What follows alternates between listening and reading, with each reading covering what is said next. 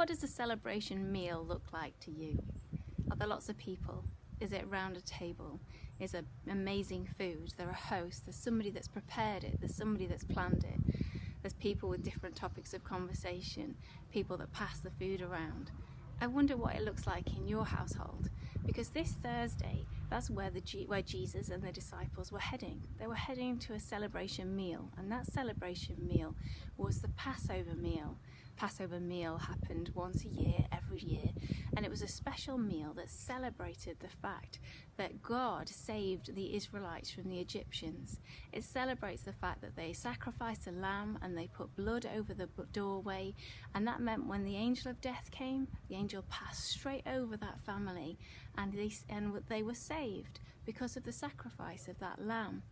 And that's a celebration meal that Jesus was taking his disciples to. He had planned it, he had prepared it, he was going to serve them. And during that meal, he was going to show them something extra special that day. He was going to tell them that they're not just remembering a God that saved them in the past, but God who was going to save them in the future.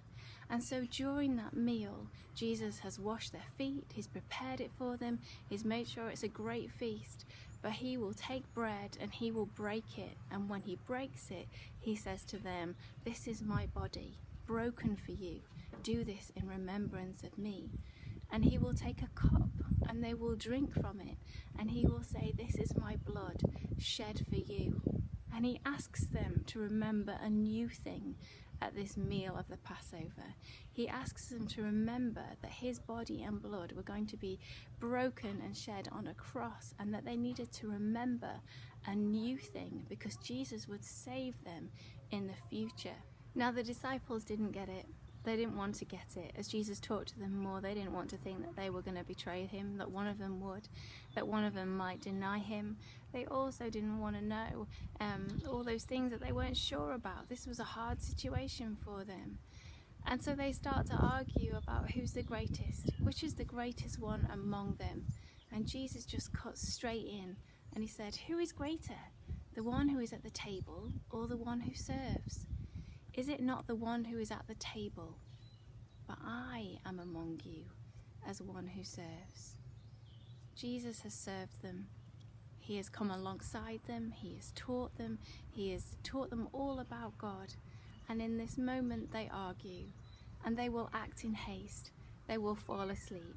They will leave him alone and they will deny him and they will run away.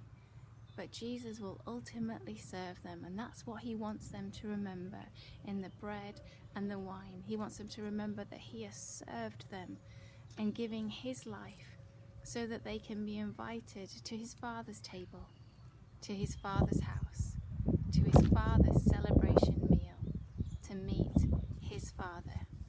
And in the meantime, we are invited to the table to break bread, to drink in celebration, to remember that it's Jesus that has served us so that he can save us.